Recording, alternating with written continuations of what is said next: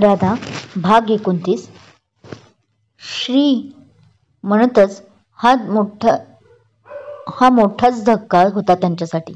एका शहरात असूनही ते दोघे या 20-22 वर्षात एकदाही भेटले नव्हते. आंटी, आई म्हणत एकीकडून प्रेम तर एकीकडून राधाने आधार दिला. राधा, हा माणूस इथे काय करतोय? माया आई रागात तिला पाहत विचारतात. तुला सांगितलं ना आधीच की ते फक्त तुझे सिनियर डॉक्टर आहेत. यापुढे आपलं काहीच नातं नाही. त्यांचा राग 7व्या आसमानावर गेला होता. अगं पण आई, ती काय बोलणार पुढे तोच. सॉरी आंटी, मी मध्येच बोलत आहे, पण त्यांना हे इन्व्हाइट शुभांकर सरांनीच केलं आहे आणि मनवानेच फोर्सफुली त्यांना घेऊन आली आहे. प्रेम बोलतो तशी राधा त्याच्याकडे पाहत होती.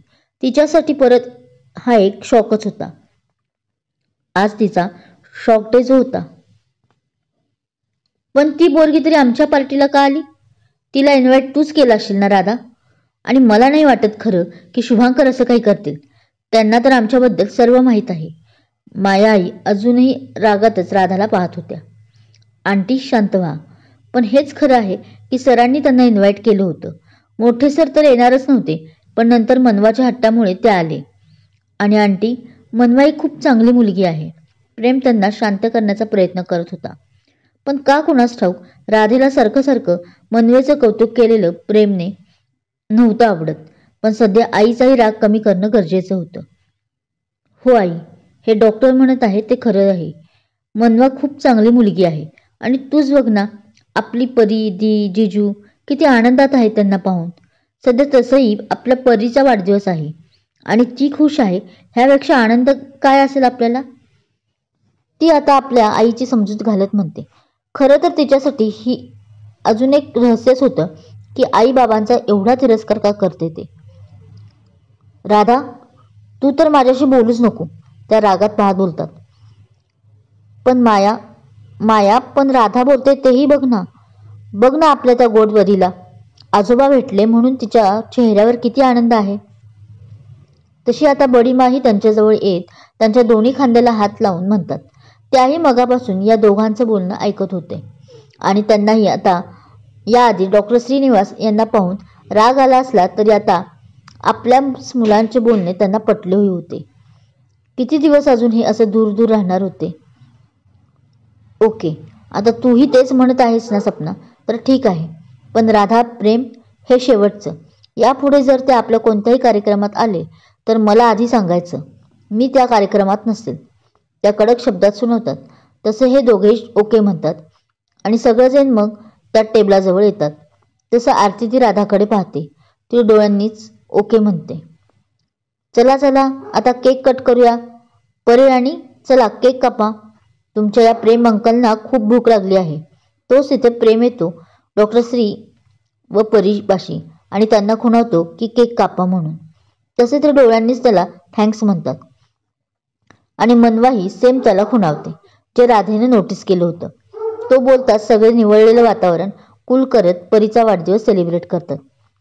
त्याचं असं झालं होतं की बाहेरच मनवा व डॉक्टर श्री यांची त्याची भेट झाली होती.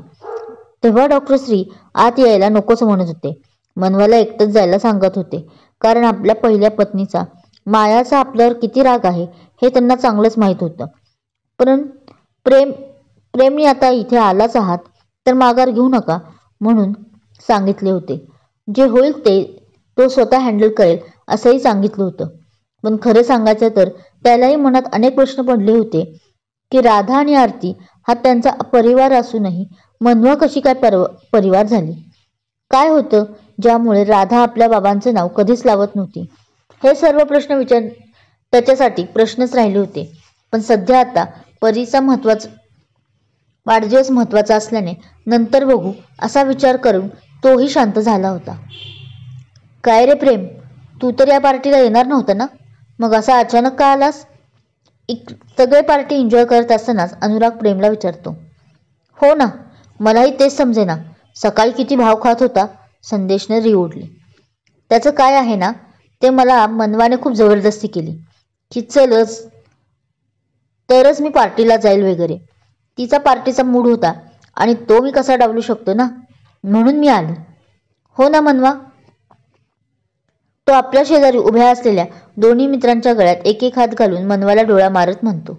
शेजारून राधा गेस्ट दुसरी अटेंड करत होती. हो ना, ही फॅमिली पार्टी होती आणि तिथं प्रेम नाही हे मला काही आवडलं नाही.